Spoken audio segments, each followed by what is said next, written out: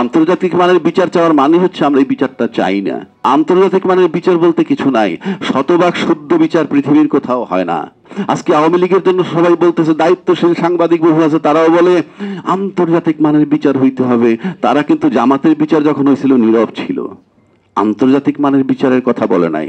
আন্তর্জাতিক মানের বিচার বলতে কিছু নাই, শতভাগ শুদ্ধ বিচার পৃথিবীর কোথাও হয় না।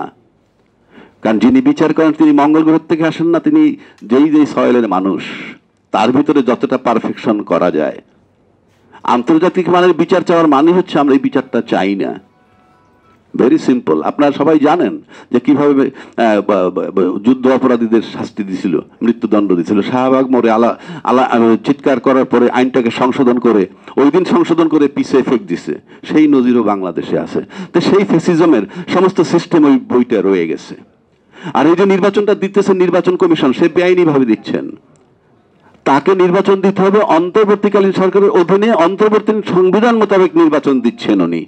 কারণ ইউনূস সাহেব অন্তর্বর্তীকালীন সরকার। কেউ কেউ প্রশ্ন করেন তাহলে এই সংবিধানটা কোথায়? এই সংবিধানটা অলিখিত। ইউনূস সাহেব যা করতেছেন এইটাই সংবিধান। এবং যারা ৫ই আগস্ট একটা জুলাই ঘোষণাপত্র করছেন, তাদেরকে আমি বলবো আপনারা সেটা সংশোধন করেন, পরিশুদ্ধ করেন। সেই সংশোধনে ইউনূস সাহেবের মেয়াদ দিয়ে দেন যে ৮ই আগস্ট ২০২৪ থেকে ৩০ জুন ২০২৬ পর্যন্ত তার মেয়াদ।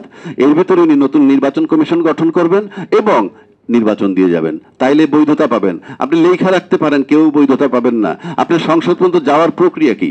আর এই সংস্কার নিয়ে যে কথা বলা হচ্ছে, বুলশিট, কিছুই হবে না। কেন হবে না? এটা অনুমোদন হবে কবে?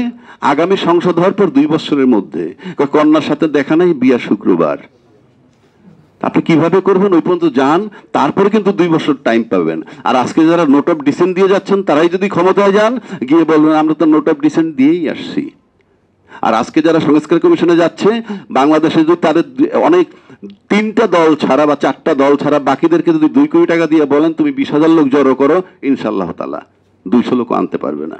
দে আর রিপ্রেজেন্টিং বাংলাদেশ।